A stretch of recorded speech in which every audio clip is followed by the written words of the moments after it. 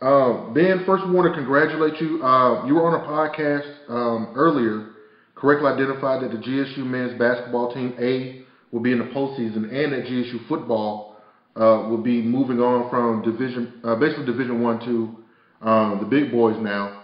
Talk a little bit about the excitement around campus and around the players about the move to the Sun Belt Conference.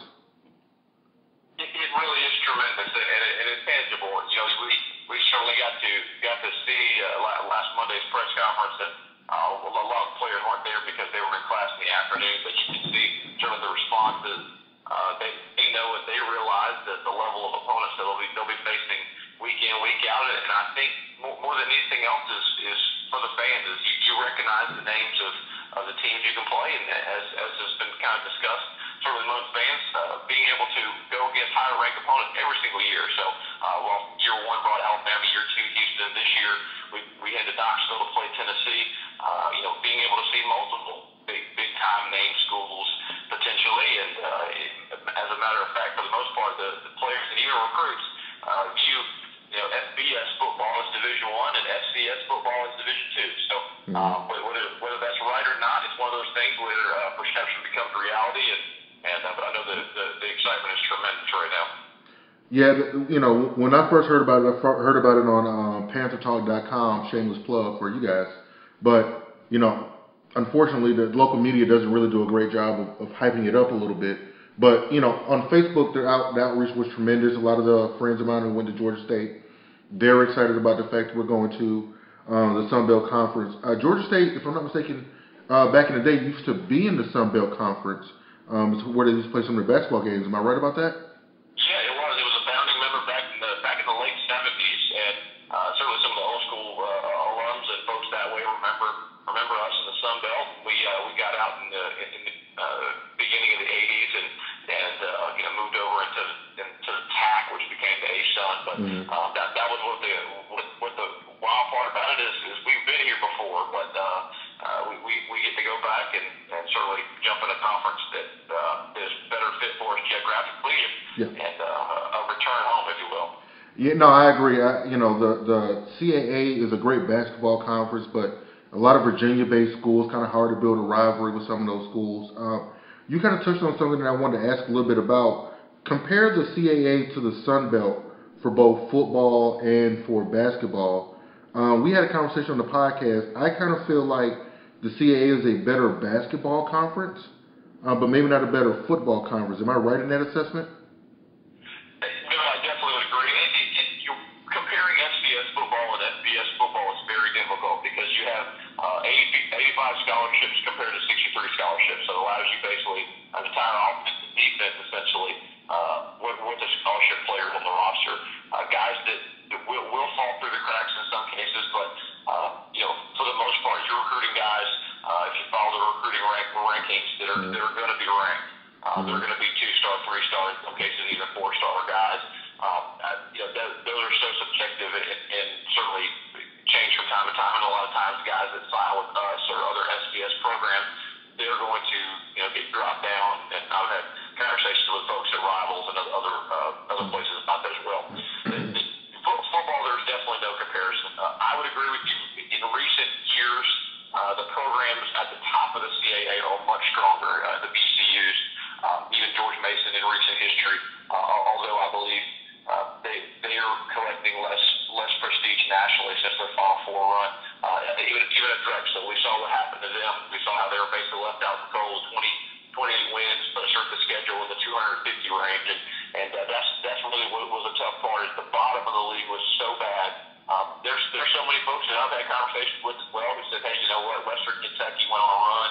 They had a losing record entering the Sun Belt basketball tournament. They win 4 games in 4 days, and they go to the NCAA tournament. They have to play in the play-in game, basically, or the opening round game to get in. So the CAA is a much better league.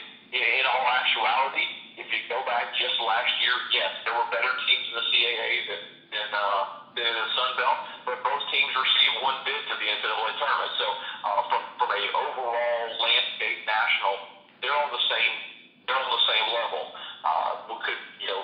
Would VCU win the Sun Belt? I would probably argue yes.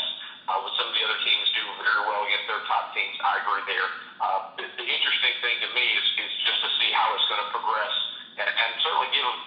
fans a reason to watch the Sun Belt this fall and this winter to see both how football and basketball react. Say, hey, look, what are we getting ourselves into? Let's talk about some of the non-traditional sports a little bit, because I didn't want to leave them out of the conversation.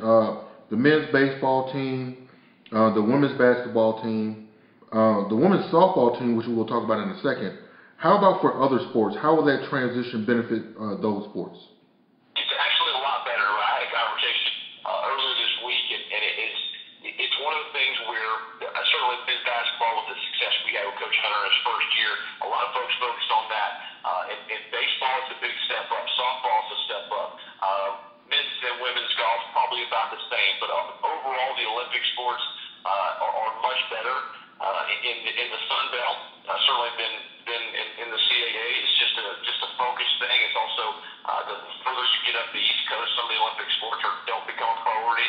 And typically, some of the better ranked programs, specifically in baseball. I know Bruce does a great job on our site working with the baseball team and talking about that preview. And we talked last week about how strong that they could send 2, 3, 4 teams to the NCAA tournament in baseball, and we don't see that level of competition on the CAA level, and certainly having an opportunity to grab more quality baseball players, as Coach Brady and the team has, and continue to do it. It's great news considering how young the program is. But overall, it's a step up.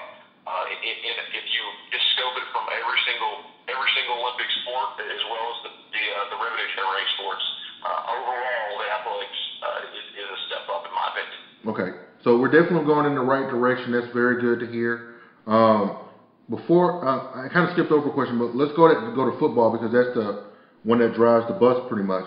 From a recruiting standpoint, we've talked about this a couple of times. You said that we're looking at recruiting maybe 2-star, 3-star, maybe a couple of 4-star athletes. I actually didn't know that there's a boost in scholarships moving from FBS to FCS. Talk about the recruiting that you're kind of hearing, the types of recruits we're going to be going after going forward, and are those guys we're trying to bring into the fold for the next recruiting class? Because we start in 13-14. Am I right about that? It's an interesting dynamic. It really depends on the coaching staff. I had a couple conversations with some of the coaches at Monday's press conference, and just asked them, hey, do you guys know how many scholarships you're going to have available? Based on scholarships right now, we basically have about 10. If we stayed at FCS level and those scholarship rankings, the 63 that they cap you for the FCS. And something interesting, and I'll just touch on this for just a second, with the scholarship specifically, at the FCS level, you can actually go full or partial. So it's a little bit different dynamic. At FBS, all 85 are full. So you have to basically offer full or none, or the rest would be walk-on. So it's a little bit different dynamic, and kind of that blend. What guys do you push to full scholarship? Which guys do either don't get a scholarship, and how those graduate, how are they moving forward? I know, for example, with Ben McClain, the quarterback that emerged out of spring practice, he was a partial scholarship guy coming in, certainly because the glut of quarterbacks that we had when he was recruited. I would imagine that he likely would be in line to collect a full scholarship when we move forward.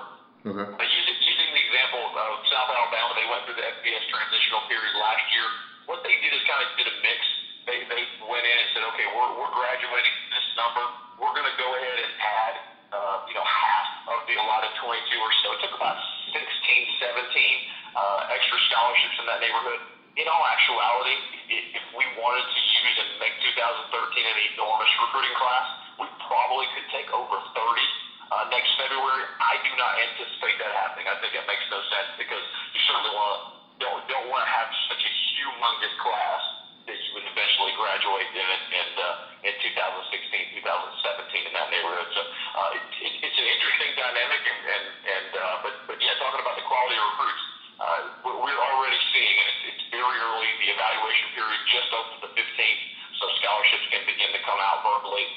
We've seen certainly the level of quarterbacks have been out there already. I know Carlos Parker just posted on the site today from North Carolina that is a top 100 quality quarterback that received an offer this week. Got some guys that are 2-star, 3-star guys that are very good quality players who are getting offers from ACC and SEC schools as well. So those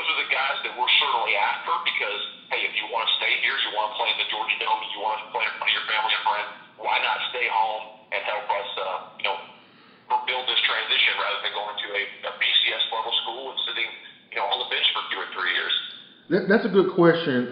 In the South, especially for football, is a hotbed of recruiting. I know Georgia Tech, Georgia are going to get their recruits. Georgia Southern occasionally gets some types of recruits. Do you see us taking away from what, probably not Georgia Southern, maybe from an offensive standpoint, but do you see us taking away from any of the big schools? You just talked about a kid who was a top 100 recruit. Players we're going to be getting, and also, is this the recruiting class we finally get some size since we're going to the FCS? Yeah, no, and it's a great point, and you're right about Georgia. And I try to talk to fans constantly about us recruiting versus the University of Georgia. They recruit regionally and nationally. We're not going to recruit head up against them. Now, there may be people who may be interested in going to Georgia who may not be a candidate for an offer potentially, or a late ad or something like that. Where if we're in front of very early. And basically, that's a huge thing in recruiting too. You always remember the first offers you get. And the coaching staff has done a great job now for 2 consecutive cycles of evaluating guys very early. And we've had to fight and claw with guys. We fought off guys that had FBS offers, and even had SEC offers to come and commit to us. That's the biggest thing that's going to continue to be the biggest challenge. But I think it's a great thing for Coach Curry and his staff is being able to identify these guys early, get on them, offer them early, and stay with them basically throughout the evaluation period throughout summer. Because when they do explode, they do blow up, we are much more attractive to go and steal them away. No disrespect to our friends down in Statesboro, but we are competing at any level for the same recruit. We really didn't, from our very, very first days, we lost probably, before we had played it down, probably lost 2 or 3 guys in the head-up battles. We went into Portal High School, which is about 10 miles directly from, and took Joe Lockley, who's going to be a significant contributor on the defensive line this fall. He had offers from both Georgia Southern and Georgia State. There was no contest, and I don't believe there will be any more contests. We won't be competing with FCS schools any longer. We will be going after guys who want to go to, want to leave the Metro Atlanta area, go to Troy or UAB, or would go to Middle Tennessee State. Going to different places that way. Those are the level of recruits that we're looking at right now. And in all honesty, these are guys that would not play at FCS level, because guys that would probably go to the MAC or other Sun Belt schools, or a lower tier Big East schools. You're going to find guys like that who we're recruiting for. Okay, that's really good to hear. I mean, in all honesty, if you've ever been to Statesboro, this is more of a shout at my brother who graduated from there. We've had conversations going back and forth. It's Statesboro. I'm just saying. All right. Couple of things I want to touch on. Let's talk about basketball recruiting. Ron Hunter's bringing in an outstanding recruiting class, but I hear we've got a couple more scholarships left, and there's some big names we may go after. Can you comment on that? Sure. We talked about it this week, and certainly now is the time as you're kind of getting to the final stretches of the late signing period. It's an interesting dynamic that certainly we were talking about football recruiting just a second ago. It only has one signing period. It opens up the first Wednesday of February. When you have basketball, you have early, which starts in November, and the late, which opens up in April after the season. So it is an interesting dynamic. We did enter the late signing period with 3 scholarships and 1 commit there. LaRon Smith, 6'8" guy out of Palm Bay, Florida, at Heritage High School down there. The coaching staff I know is very high on him. Certainly Panther fans.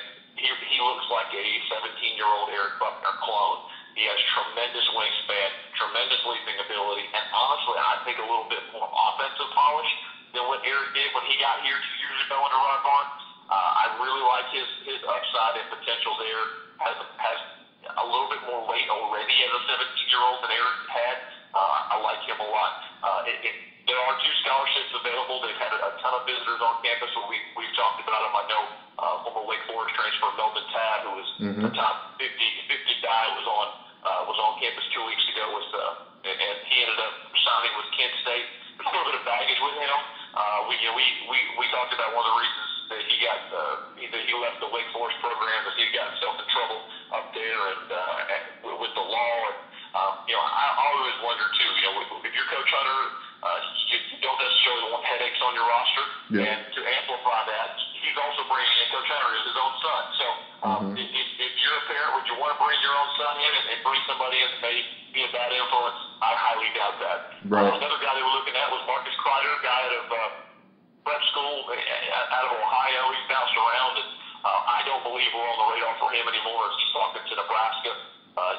to go play the Big Ten. And certainly, I don't blame him if he has a higher offer in that round. But I do believe we'll probably see some movement here the next probably week and a half or so. Probably the next couple guys being on campus. Certainly, the name that's hot right now is Michael Bradley, the guy from UConn, who's interested in transferring out, looking to get closer to his grandmother in Chattanooga. We obviously are a great fit there, and he's already taken business to Western Kentucky. And I want to see if he's had conversation with folks up at UConn to see if he's going to transfer here or potentially take a visit. This is the first step. He hasn't been down on our campus before, but he's 6'10", about 225 pounds. It would be a wonderful addition, I believe, to this team, and probably a cap on that as well. As Coach Hunter, I would imagine, is probably reserved to keep that one last scholarship with only James Vincent on the only graduate senior this next coming season. Okay. There was something that you had touched on a little bit about I wanted to speak about, and it's the dynamic between Coach Hunter and his son coming in.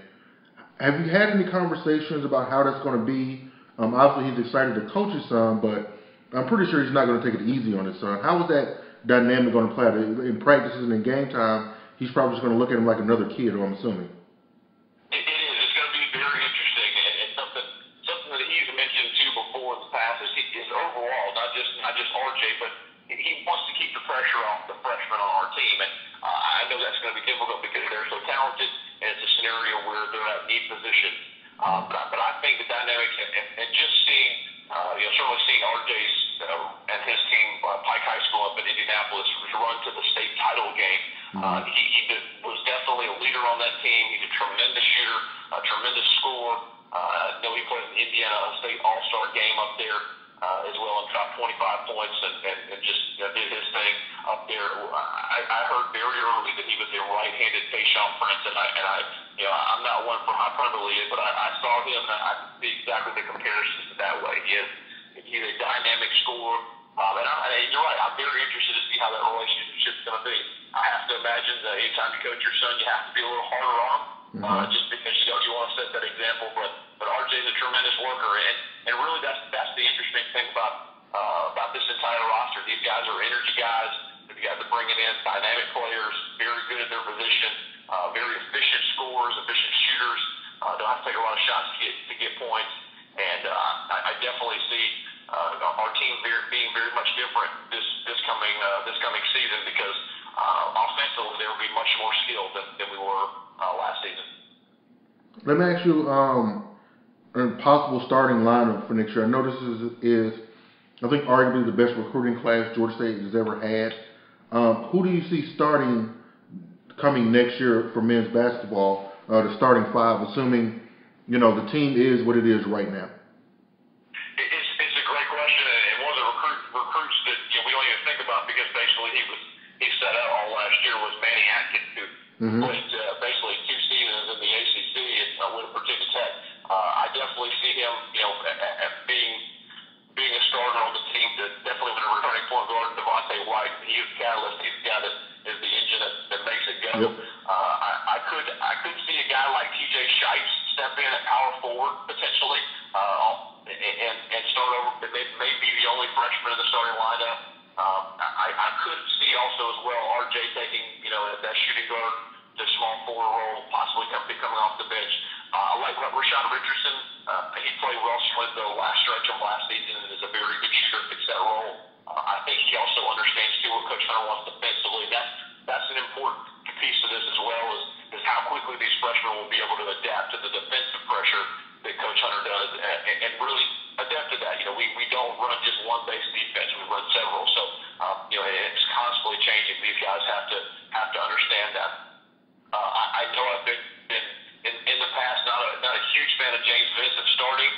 From the words that I heard, based on the last week and a half or so, he's working out like a madman. So, the folks in the gym have said that he's put overtime work as soon as the season has ended to get his body and his game in shape.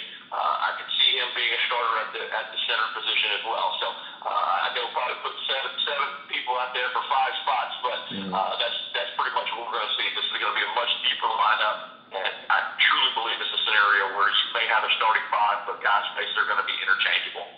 So, based on what I'm hearing now with the team we have, talk about if we get the kid from UConn and if we don't, expectations for next year. Is this an NCAA team, tourney team next year? And then I'm gonna talk a little bit about the CAA tourney eligibility next. But talk about the team as constructed, and if we get the kid from UConn, what are we expecting in terms of win, losses, and type of tournament type team? I believe if you add Bradley to this team, I think it's an NCAA caliber team. He has the skill set, and certainly, like I said, we have the scoring punch to basically play with Buddy in the conference. I still like VCU a lot in the conference. I still like Drexel a lot.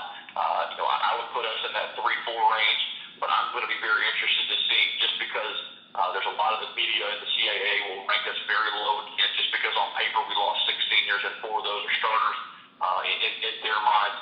I believe we're better overall as a team, but you can definitely see, have another 20 to 22, 23 win season, just depending on the schedule. That's the other side too, the variable that we don't really know. The schedule, it was pretty much locked in, and I understand that at least the non-conference may be public as early as next week. But trying to figure out, do we play the same teams that we had on there? Do we buy out some of those contracts? Against the Florida International, who just fired Isaiah Thomas last week, and is probably going to be terrible again.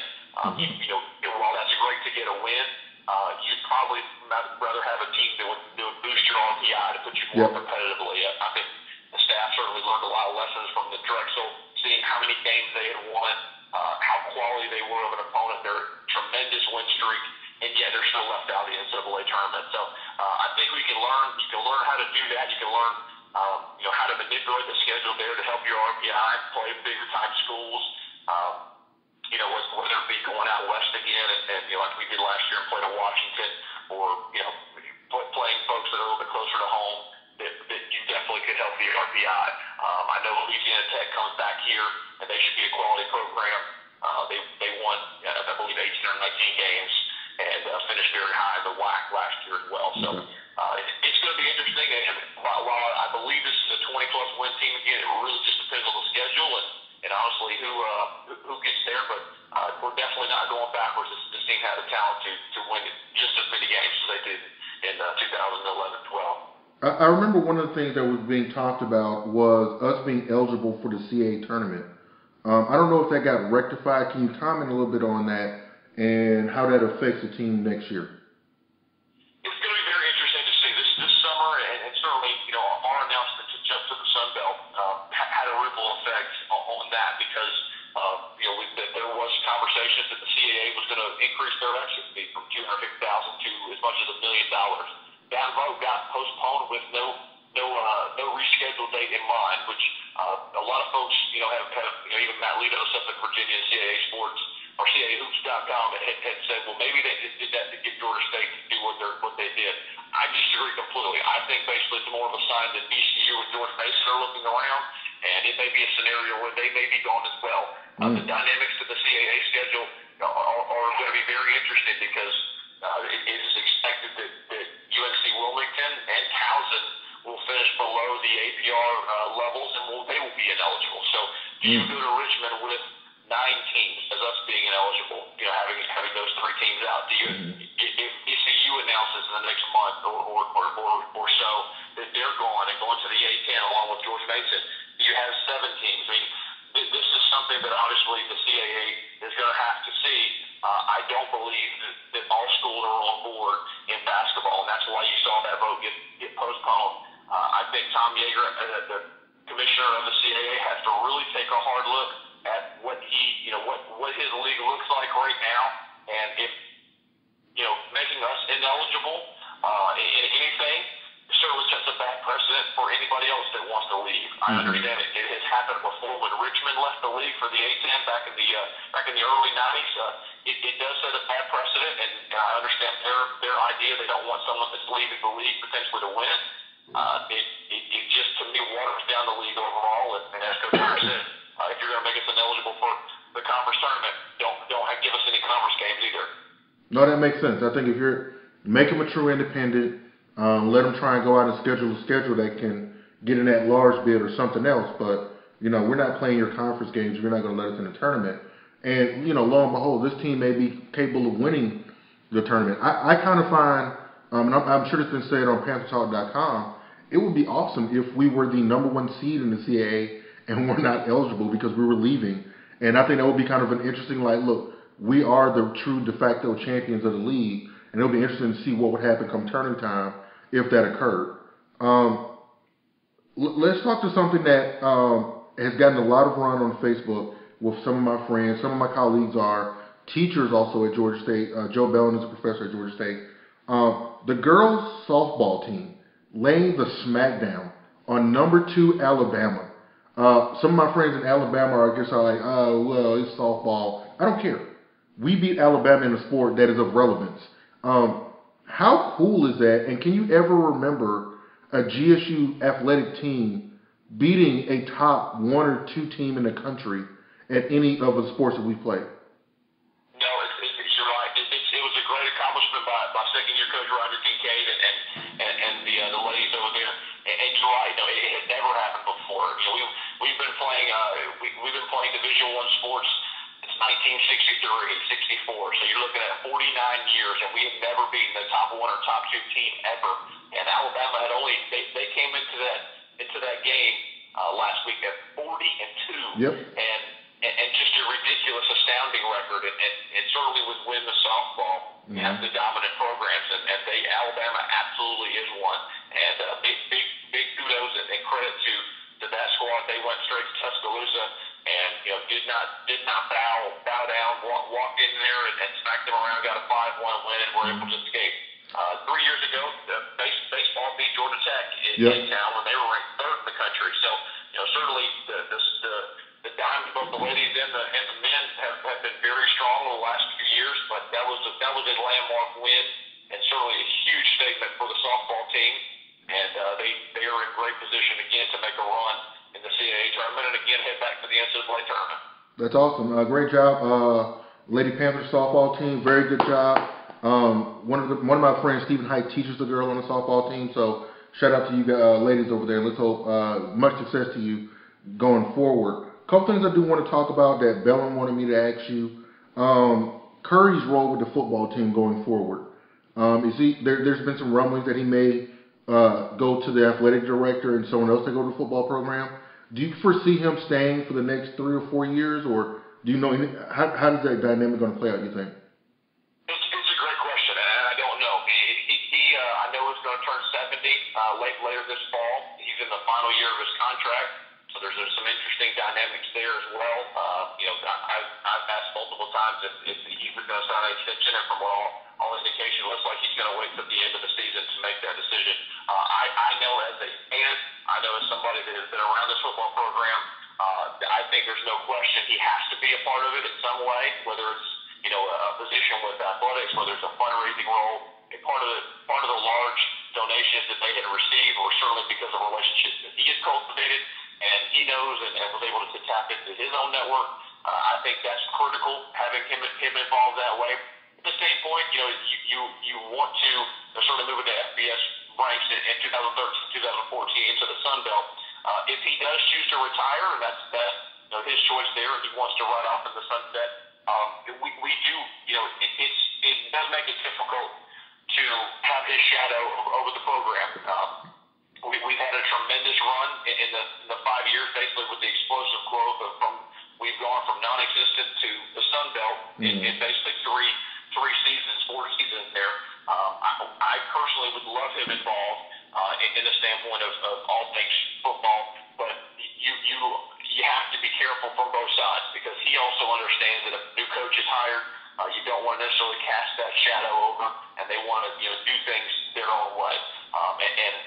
Forever, Georgia State football will be synonymous with Bill Curry.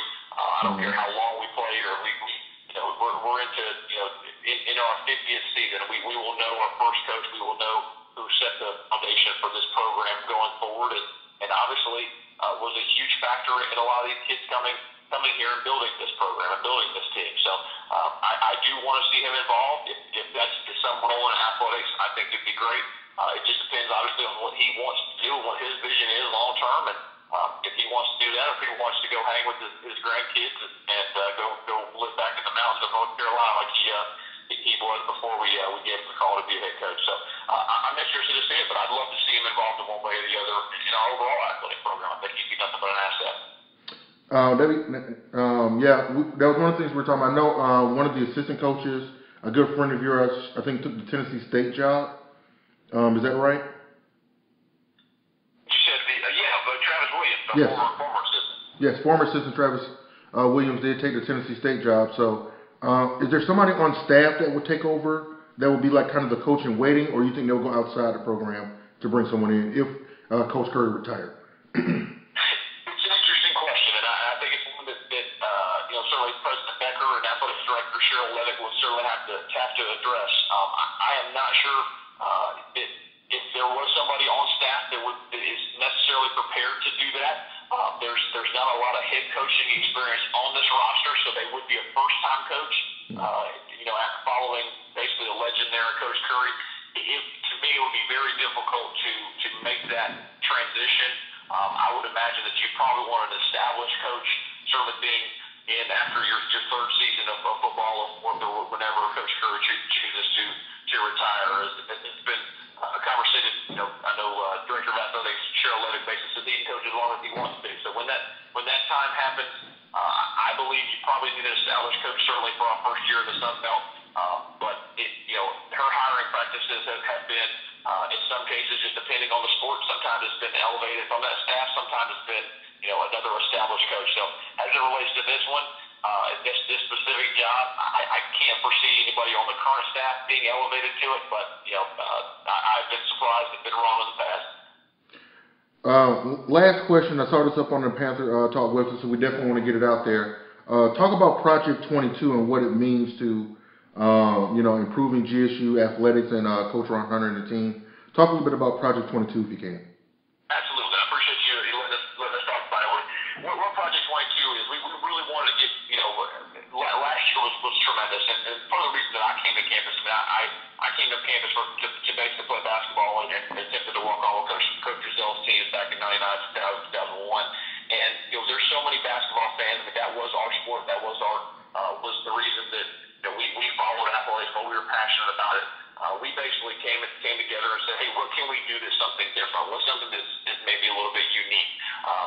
My business partner Ryan and I sat down and said, hey, how can we flush this out? How can we get something to show Coach Hunter and the basketball program that we're behind them? So we built Project 22, and of course 22 after the 22 win last season. And we're encouraging anybody that certainly is behind the basketball program and wants to do that to donate money toward that effort. You certainly have the financial wherewithal to do it, and all the money goes to the men's basketball program and benefiting that and improving the program.